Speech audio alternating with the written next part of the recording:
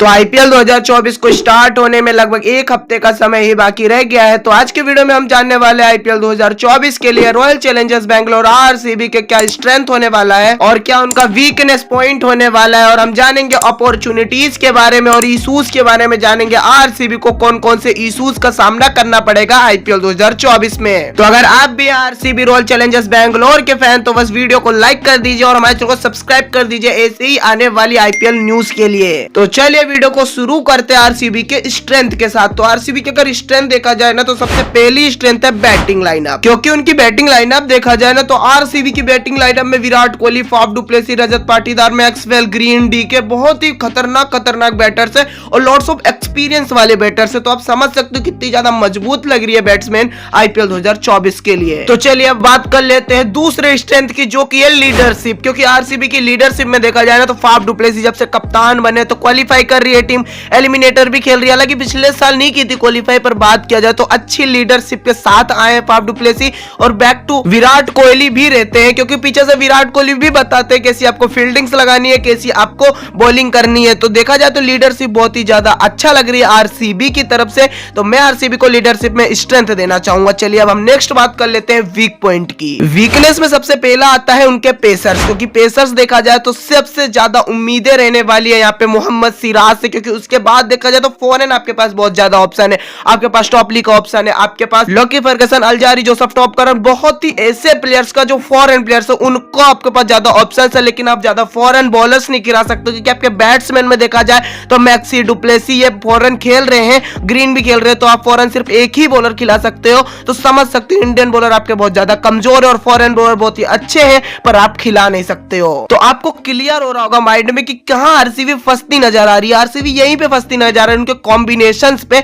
तो देखा जाए आरसीबी किसी एक को ही खिला सकती है, तो मेरे हिसाब से अल्जारी, जोसेफ को ही खिलाने वाली है बॉलिंग में, जो कि बहुत ही अच्छी कर सकते हैं। तो चलिए हम नेक्स्ट पॉइंट की बात कर लेते हैं, तो वह है उनके स्पिनर्स, क्योंकि आरसीबी बस कोई ऑप्शन ही नहीं है। आरसीबी को करण शर्मा और मयंक डागर के अलावा कोई ऐसा ऑप्शन नहीं है आरसीबी के पास जो कि वो अपने स्पिनर्स में स्पिन बॉलिंग करा सकते हैं। हालांकि मैक्सी कर सकते हैं स्पिन बॉलिंग, लेकिन जो स्पिनर्स है ना उसमें इनके पास ज्यादा ऑप्शंस नहीं है। आपको इन दोनों के ऊपर ही डिपेंड करना पड़ेगा पूरे साल। तो आप समझ सकते हो बॉलिंग कितनी ज्यादा कमजोर लग रही है आरसीबी की। तो ये थी इनके वीकनेस पॉइंट। चलिए अब हम बात कर लेते हैं आरसीबी के अपॉर्चुनिटीज के बारे में। तो सबसे पहले अपॉर्चुनिटी है कि आईपीएल का नया नियम निकला है कि अब आईपीएल में एक ओवर में 3 बाउंसर अलाउड हो चुकी है। तो आरसीबी को यह अपॉर्चुनिटी इस तरह है, क्योंकि आरसीबी की तरफ से देखा जाए तो अल्जारी, जोसेफ टोपली ये बहुत ज्यादा हाइट में लंबे हैं। तो आप समझ सकते हो जब आप हाइट में लंबे हो तो आप बाउंसर ज्यादा दूर तक ऊंची मार सकते हो।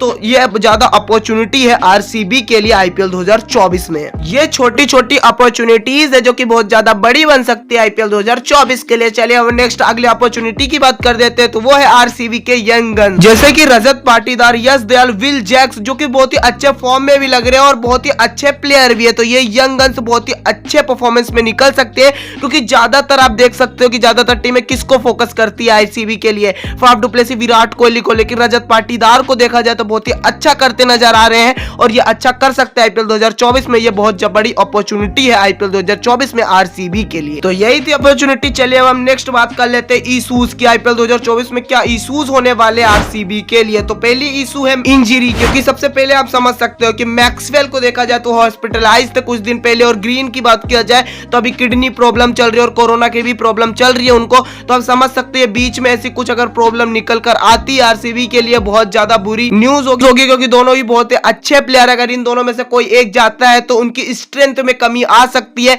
उनकी बैटिंग लाइनअप में भी बहुत ज्यादा कमी आ सकती है। तो आई होप कि कोई इंजर्ड नहीं हो आईपीएल 2024 में आरसीबी की तरफ से। अगर कोई इंजर्ड नहीं होगा तो आरसीबी फुल्ली बैलेंस टीम लग रही है, इतनी ज्यादा भी खराब टीम नहीं लग रही है, अच्छी परफॉर्मेंस कर सकते हैं आरसीबी के बॉलर्स भी। चलिए हम नेक्स्ट इशू की बात कर लेते हैं, तो वो है उनका वेन्यू उनका बहुत ही अच्छा है उनकी प्लेइंग 11 की तरह से, लेकिन अब इलेक्शन कमीशन की तरफ से ज्यादातर मैचेस नहीं खेले जाएंगे आरसीबी के बेंगलुरु ग्राउंड में। तो आप समझ सकते हो छोटे से ग्राउंड में इतने अच्छे बैटर बहुत ही अच्छा कर सकते हैं, लेकिन जब आप दूसरे ग्राउंड्स में जाओगे तो आपको बॉलिंग की भी जरूरत पड़ेगी, आपको स्पिनर्स की भी, अच्छे क्वालिटी ऑफ स्पिनर्स की भी जरूरत पड़ेगी जब आप कमजोर दिखाई दे रहे हो। तो आप समझ सकते हो कि ऑल ऑफ अगर आरसीबी टीम की बात किया जाए तो बैटिंग बहुत ज्यादा मजबूत है, नो डाउट बहुत ही ज्यादा मजबूत है, लेकिन बॉलिंग में देखा जाए तो थोड़ी कमी दिखाई दे रही है। हालांकि ज्यादातर स्पिनर्स में कमी दिखाई दे रही है, क्योंकि आपके पास सिर्फ 2 ही स्पिनर्स है, इन इन दोनों को अच्छा करेंगे तो बहुत ही अच्छा होगी, और अगर दोनों ने कुछ भी खराब किया, दोनों में से एक ने भी अगर खराब बॉलिंग की, तो आप समझ सकते हो आपके पास ज्यादा ऑप्शंस नहीं है। तो यही थी आईपीएल 2024 के लिए आरसीबी की स्ट्रेंथ एंड वीकनेस। आपको कैसी लगी वीडियो कमेंट बॉक्स में जरूर बताइएगा, और क्या आरसीबी इस साल कप उठा पाएगी अभी कमेंट बॉक्स में बता दीजिएगा।